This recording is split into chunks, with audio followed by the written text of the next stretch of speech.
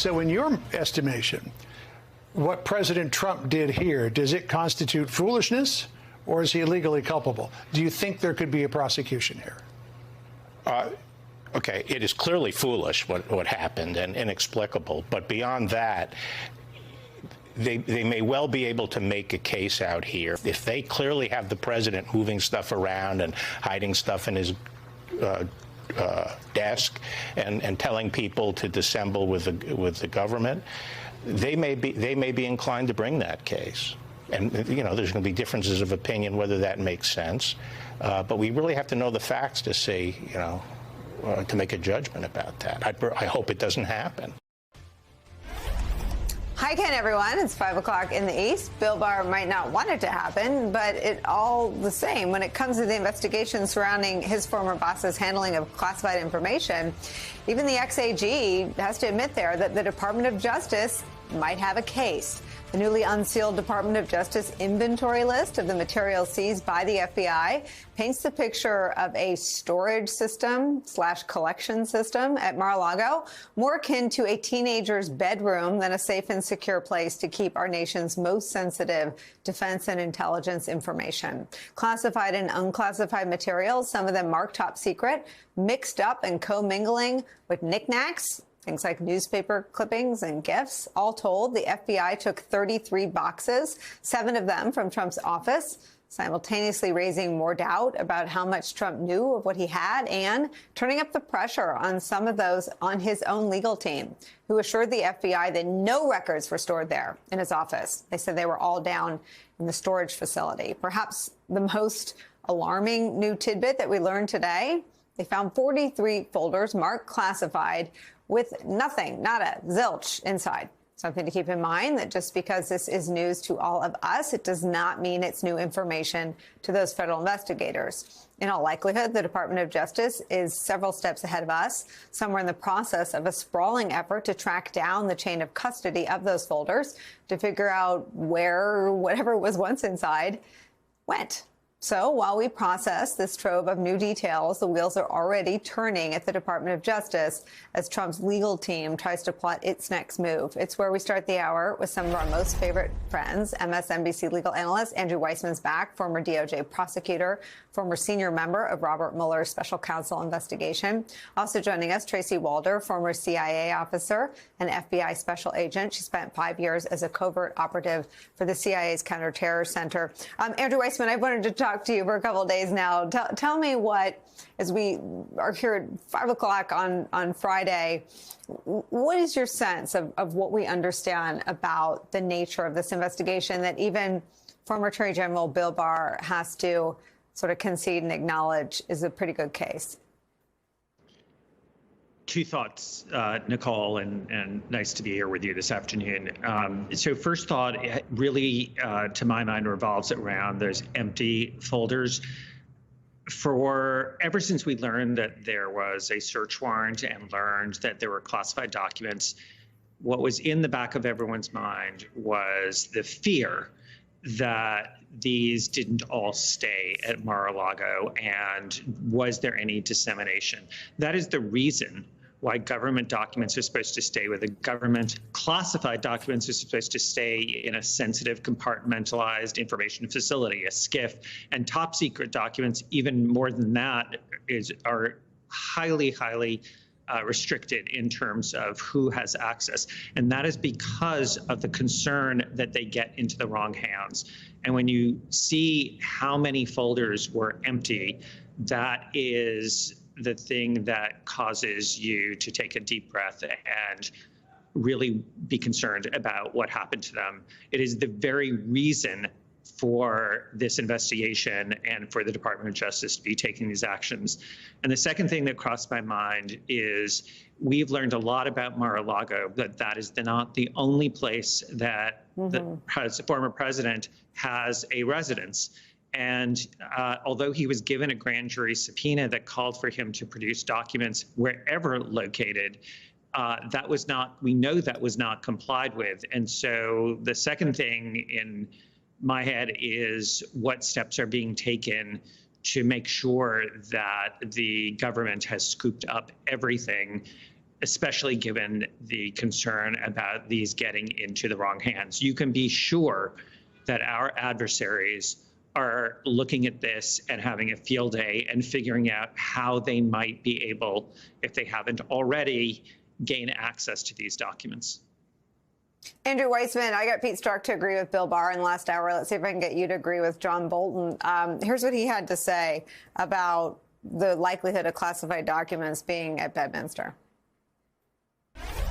Well, given that it's Donald Trump we're talking about, I'm not surprised in the slightest, and I wouldn't be surprised if there were more highly classified documents at Bedminster or some other residence of his. Andrew Weissman, would you guess, an informed guess, that there is a process underway to see if what John Bolton says wouldn't surprise him, if they're looking for some of those missing classified documents or others at Bedminster or Trump Tower? There's no way that Merrick Garland and Lisa Monaco have not thought of this. This is not rocket science, and they are very, very competent, thorough people. They have to be thinking about where all these documents are, and they certainly aren't relying on a grand jury subpoena that called for the production of any document that has classification markings, no matter where located, because they know that that grand jury subpoena was not complied with. So they have to be scouring their informants and thinking through any and all next steps, including tracing where the former president and his minions have been. I'm sure they are doing a complete catalog of everyone who has been at Mar-a-Lago who they can possibly identify.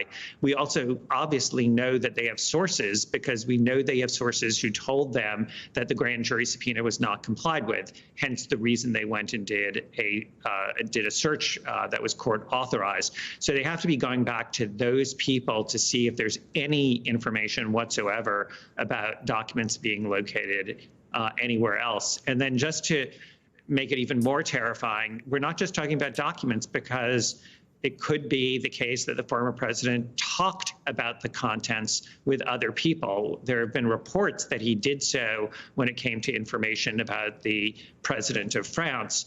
And so there's concern about not just, of course, the worst case is the documents get out, but it's also a concern that he certainly is known to not exactly be circumspect in the way he speaks about things, whether he talked about any of these documents with anybody at all, including any foreign adversary. The things we have to imagine because it's Donald Trump are truly remarkable. Tracy, I want to show you something one of Donald Trump's former lawyers had to say about one of the current lawyers who appears to potentially have some exposure herself. This is Michael Cohen. 100% she needs to lawyer up. Here's the thing about Donald. What he did with her, and I'm sure because I've seen him do it 100 times, he tells you there's nothing there. I already sent everything back. I just need a lawyer to sign this. And she doesn't want to argue with the guy. He's his client. It's Donald Trump, now former president. So what did she do? She foolishly signed the document. Now she's going to have to testify and explain exactly what she did in order to verify that these documents were no longer on the premises. She's going to have to turn around and say, I didn't, because Donald just told me. She has a right to rely upon her client's statement, but not when it's Donald Trump. The guy lies with impunity. I mean, he lies the way people breathe, and she should have known that. So, Tracy, here we are. We have missing classified folders. We have someone who, in this crisis, in this very new and ongoing criminal investigation, a lawyer representing him in this one has now been lied to, at least based on the filings that have become more and more clear this week. And she now, in addition to representing an ex-president, has to perhaps worry about finding representation for herself. She does. I mean, that's the bottom line, is she is going to have to find representation for herself. I don't really think there's any way around it. And it's really just always begs the question that I always have, are why are so many people always sort of willing to, I guess, fall on the sword for Donald Trump? You know, why did she take him at his word, as Cohen was saying? That really just boggles my mind. And that's something I don't know that I'll ever understand. But, you know, in going back to the documents that were not there. Just to kind of speak to what Andrew's talking about in terms of retracing our steps, where Trump has been, I think we also need to think about digital thefts as well. We don't know what pictures were taken of these documents. We don't know what emails were sent of these documents. We don't know what text messages were sent of these documents. And to me, that's highly problematic. And I also started thinking a little bit about, the timeline of the documents and when the archives, first really approached Trump, which was May-ish of 2021.